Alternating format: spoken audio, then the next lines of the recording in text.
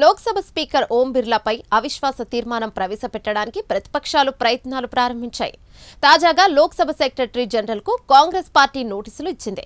కాగా ఈ నోటీసుపై అనేక ప్రతిపక్షాలకు చెందిన 120 మంది ఎంపీలు సంతకాలు చేశారు.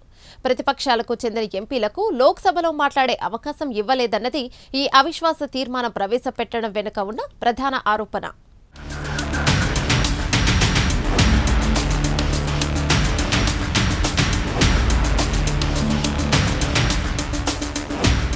లోక్సభ స్పీకర్ ఓం బిర్లాపై అవిశ్వాస తీర్మానం ప్రవేశపెట్టే పని ప్రతిపక్షాలు ప్రారంభించాయి. తాజాగా ఇందుకు సంబంధించి లోక్సభ సెక్రటరీ జనరల్కు కాంగ్రెస్ పార్టీ నోటీసులు ఇచ్చింది. కాగా రాజ్యాంగంలోని 94C ప్రకారం సదరు నోటీసును కాంగ్రెస్ పార్టీ ఇచ్చింది. కాగా ఈ నోటీసుపై అనేక ప్రతిపక్షాలకు చెందిన 120 మంది ఎంపీలు సంతకాలు చేశారు. వీరిలో సమాజ్వాదీ పార్టీ, కాంగ్రెస్, DMK ఎంపీలు కూడా ఉన్నారు.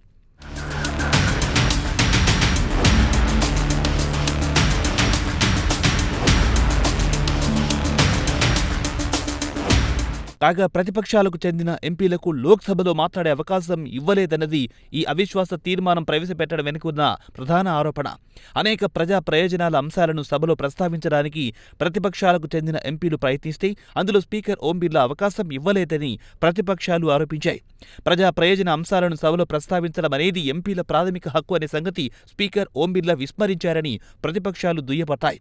అంతేకాదు ప్రతిపక్షాలకు చెందిన 8 మంది ఎంపీలను సభ నుంచి సస్పెండ్ చేయడం కూడా తమను బాధించినట్లు నోటీసులు పేర్కొన్నారు. రాజ్యాంగపరమైన హక్కులను ఉపయోగించుకునేందుకు సదరు ఎంపీలు శిక్షకు గురయ్యారని నోటీసుల్లో ఆవేదన వ్యక్తం చేశారు.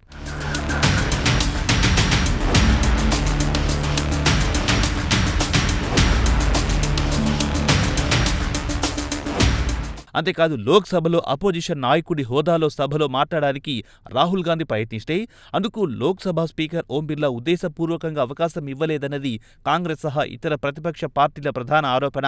అధికార పార్టీని సంతృప్తిపరచడానికి రాహుల్ గాంధీకి అవకాశం ఇవ్వలేదన్నది ప్రతిపక్షాల ఆరోపణ. అంతేకాదు కాంగ్రెస్ పార్టీకి చెందిన మహిళా ఎంపీలపై భారతీయ జనతా పార్టీ ఎంపీ నిషికాంత్ దుబే ఇటీవల కొన్ని అభ్యంతరకర వ్యాఖ్యలు చేశారన్న ఆరోపణలున్నాయి.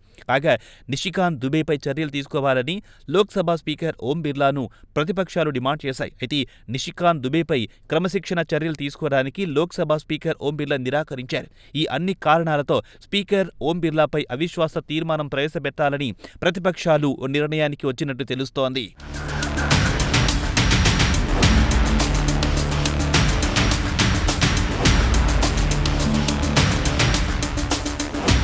లోక్సభ స్పీకర్పై అవిశ్వాస తీర్మానం పెట్టడం అంటే చిన్న విషయం కాదు. ఇదో పెద్ద ప్రాసెస్.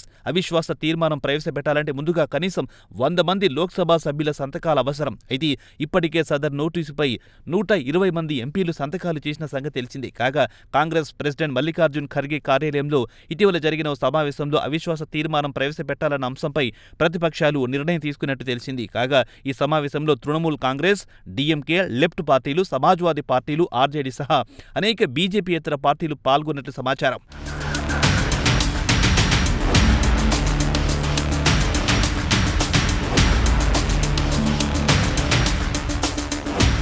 కాగా మరోవైపు ఈ నెల 9వ తేదీన కూడా లోక్సభ సమావేశాల్లో గందరగోళం చెలరేగింది. సభ కార్యక్రమాలకు ఆటంకం కలిగింది. కాగా ఇటు రాజ్యసభలో మల్లికార్జున్ ఖర్గే ప్రసంగానికి అనుమతి లభించలేదు. దీంతో రాజ్యసభ సమావేశాల నుంచి ప్రతిపక్షాలు వాకౌట్ చేశాయి.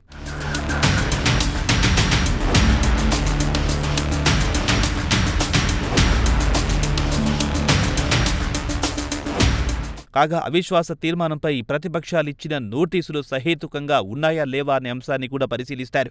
సదరు అవిశ్వాస తీర్మానంపై ముందుగా లోక్సభలో చర్చ జరుగుతుంది. అయితే నోటీసులు పద్ధతి ప్రకారం ఉన్నాయని భావిస్తే లోక్సభలో చర్చ చేపడతారు. అయితే చర్చ జరిగే తేదీని ముందుగా వెల్లడిస్తారు. చర్చ తర్వాత సదరు అవిశ్వాస తీర్మానంపై ఓటింగ్ నిర్వహిస్తారు.